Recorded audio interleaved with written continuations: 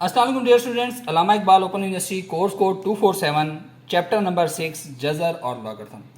आज जो हम पढ़ने जा रहे हैं टॉपिक उसका नाम है कुव्वत नुमाओं के कवानीन, या जिसको लॉज ऑफ एक्सपोनेंट्स कहते हैं। कुव्वत नुमा क्या होती हैं? पावर्स। किसी भी रकम की पावर जो है वो कुव्वत नुमा कहलाती है, इंग्लिश में उसको एक्सपोनेंट कहते हैं।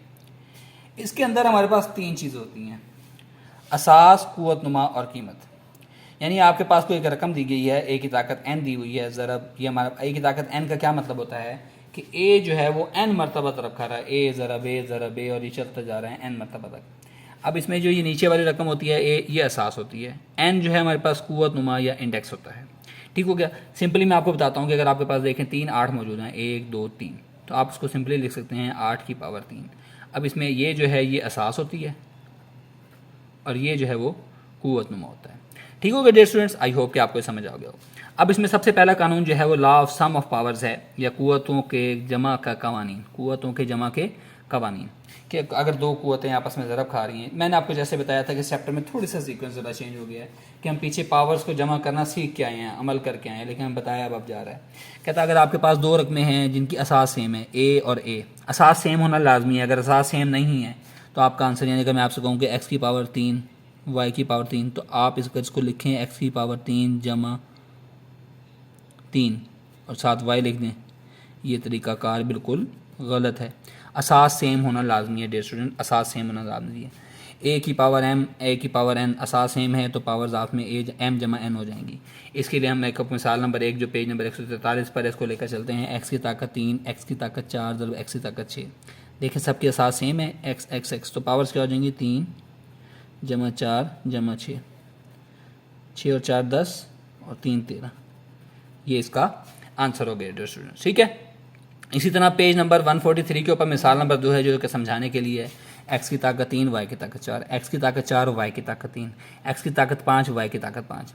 इसमें आपने सबसे पहले करना क्या है? x वाली रकमों को अलग करनी, क्योंकि मैंने आपको बताया है कि असास सेम होना लाजमी है। चाहे ऐसे ब्रैकेट डाल लें, y की ताकत 4, y की ताकत 3, y की ताकत 5। उसके बाद हम इसको क्या करेंगे? देखिए सबकी कुव्वतें सेम हैं, असास सेम है, तो कुव्वतें जमा 3 जमा 4 जमा 5 ज़रब y की ताकत 4 जमा 3 जमा 5।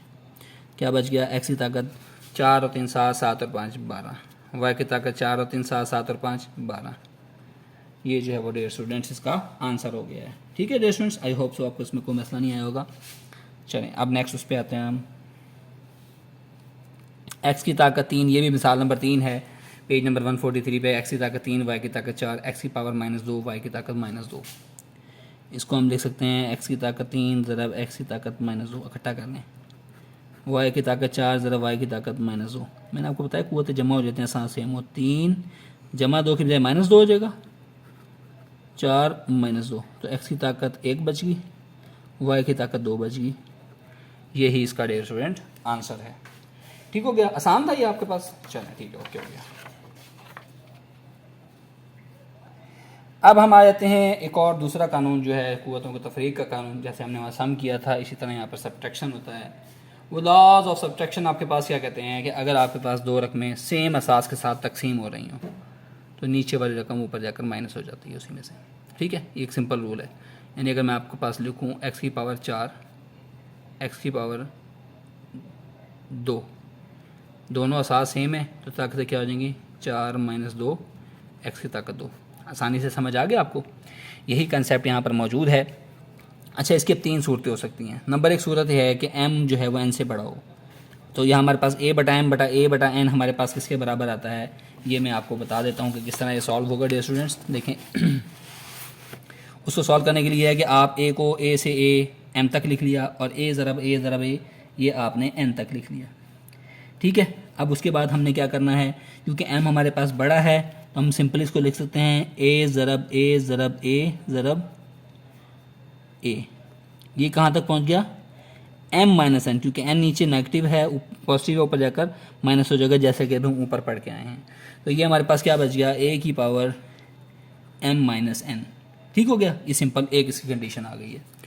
अब दूसरी कंडीशन वो ये कहता है कि अगर आपके पास m और n आपस में बराबर हो जाएं, m और n बराबर हो जाएं, तो हम क्या लिखेंगे, ए की पावर m बटा ए की पावर n। अब जब m और n आपस में बराबर हैं तो ये भी ए की पावर m हो गया, ये भी ए की पावर m हो गया। तो हमारे पास क्या हो गया, a ज़रा बे ज़रा बे, और ये कहाँ तक जा रहा है m तक। ये भी a ज़रा बे ज़रा बे ज़रा बे, ये कहाँ तक जा रहा है m तक। तो हम इसको सिंपली लिख सकते हैं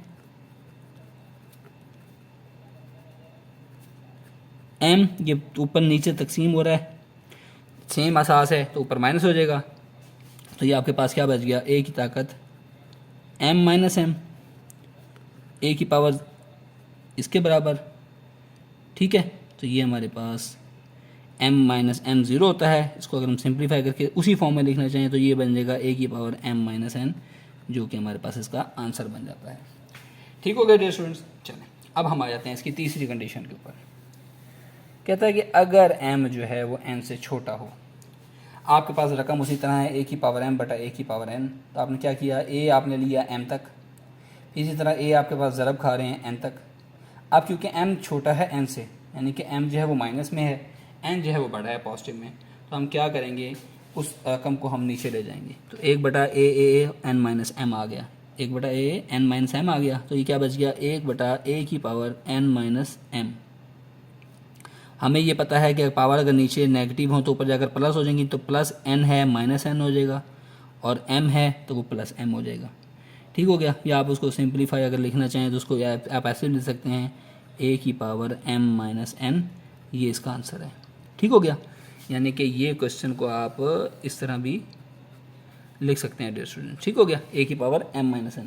ये आपके पास उस सूरत में है जब आपके पास m छोटा हो और n बड़ा हो। मैं आपको मिसाल के तौर पर कहता हूँ, x की पावर 4, x की पावर 7, मैं फॉर एग्जाम्पल कर देता हूँ 4, ये 7 ऊपर जाकर माइनस हो जाएगा, क्या बन गया, x की पावर माइनस 3। माइनस 3 तो नहीं हमने रखना, हम फिर क्या करेंगे, इसको नीचे ले जाएंगे। असल में हुआ क्या है इसके अंदर, देखें, अगर मैं इसको सिंपली ये कर लेता, हमने देखना है कि इसमें से बड़ा कौन सा है, 7 बड़ा है कि 4 बड़ा है, 7 बड़ा है। तो मैंने क्या करना चाहिए था, मुझे x की ताकत 7, ये 4 ऊपर प्लस है, नीचे आकर माइनस हो जाता, x की पावर 1/3। क्या देखें, दोनों आंसर सेम है। तो ये हमारे पास है कुव्वतों के तफरीक का कानून। आई होप कि आपको ये लेकर समझ आएगा। डियर स्टूडेंट, किसी भी प्रॉब्लम की सूरत में आप कमेंट सेक्शन के अंदर आएँ, मुझे अपना प्रॉब्लम लिख के भेजें, मैं उस पर वीडियो भी बना के दूंगा, और कोई वहीं पर सोल्यूशन होगा तो मैं उसका सोल्यूशन भी आपको करके दूंगा। मैं उसका सोल्यूशन की पिक्चर आपको शेयर कर दूंगा, जैसे आपको सफिशिएंट लगेगा मैं आपको हेल्प करूँगा। तो मेरी वीडियोस को लाइक कीजिएगा, सब्सक्राइब कीजिएगा चैनल को, ताकि ज़्यादा से ज़्यादा लोग इससे बेनिफिट हासिल कर सकें। क्योंकि ओपन यूनिवर्सिटी के लेक्चर्स बहुत कम लोगों के पास पहुंचते हैं, बच्चों की तैयारी नहीं होती, तो लोगों को इस तरह ज़रूर बताइएगा इस चैनल के हवाले से, ताकि ज़्यादा से ज़्यादा लोग फ़ायदा उठा सकें। कोई भी बंदा इस कमेंट्स में जाकर कमेंट सेक्शन में जाकर कमेंट्स करेगा, वहाँ पर कमेंट सेक्शन में जाकर, तो मैं उसके आंसर का रिप्लाई करूँगा। अस्सलाम वालेकुम, अल्लाह हाफ़िज़।